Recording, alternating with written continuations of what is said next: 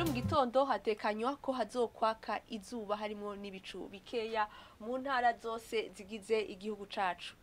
Ahazobakanye kurusha handi akazo ari mu ntara za Mwaro, Gitega, Muramvya na Ngozi aho ibipimo byo ku degrees Celsius 13.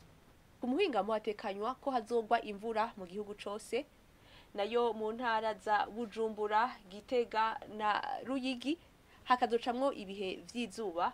Mu ntara za Bubanza, Rutana na Cankuzo imvura ikazoba irimwo imituragaro. Ibipimo vy'ubushuhe biri hejuru kurusha handi bikazokibonekeza mu ntara ya Bujumbura aho ipimo bizoba biri kuri degrees Celsius 28.